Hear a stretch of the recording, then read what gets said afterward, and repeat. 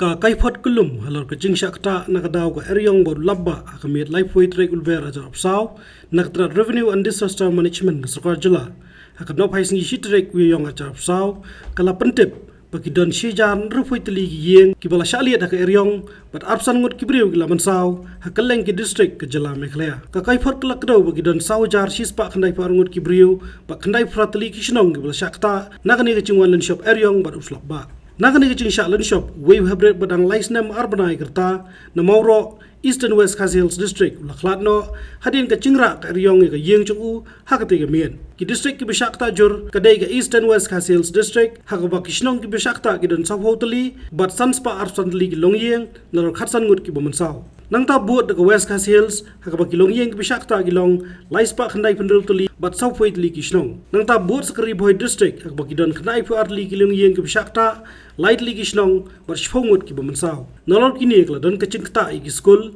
ki post electric ki transformer ki yeng mani kacing khalam dieng ko manong ba Shillong bat ki weipat hakaleng ki te ki district nolor kacing chulor ki marep bat ki weipat umendri ramba ka jala konot ki sangma ulaong bak sarkar klapnya chekmat ki lat chingrap shekilanot ki Ktah lengba ki deputy commissioner haki district befer.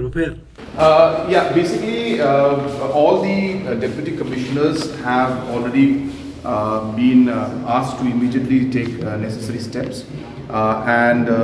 as a policy measure last year we had taken steps to decentralize the implementation of the relief process, and so now the deputy commissioners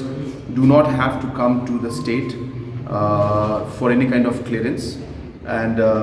they can take steps independently, decentralized at their own level in terms of distribution of basic relief material as well as different housing support, for example CGI sheets to be distributed. Those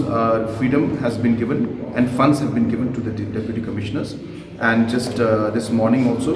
the Chief Secretary has taken a review of the entire situation and I've been updated, and we've given them the next 24 hours to 48 hours in which we expect them to complete the entire relief process. So we are on the job, and we are ensuring, as I said, by ensuring the entire policy is decentralized now, that entire implementation is decentralized, that now deputy commissioners can take steps ahead.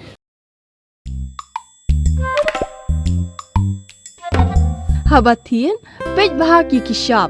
plus F. Ka plus F? Hakabam bangibam dunaki eki batay kamet. Namar kata habathiru atau kau kamlu ka umpnyang kadut pej ya ka Shah plus F haka jingsom. Yaki nutrient kumki vitamin bat ka iron la icon diat bat ka bathau bha kam Ktah ka dur jingki marbam ka jing mat lani ka rukom shed yaki. Balehi banai kita. Kadon ka we ka jing mentoy ba kongsan. Ka kot ka kia. Ka nutrition bakam bha ka jing im bakam bha pendon kam daki marba medon ka Shah plus F menta kasni Lawan Ra Shafi Lingba ko office jong Commissionerate of Food Safety Meghalaya.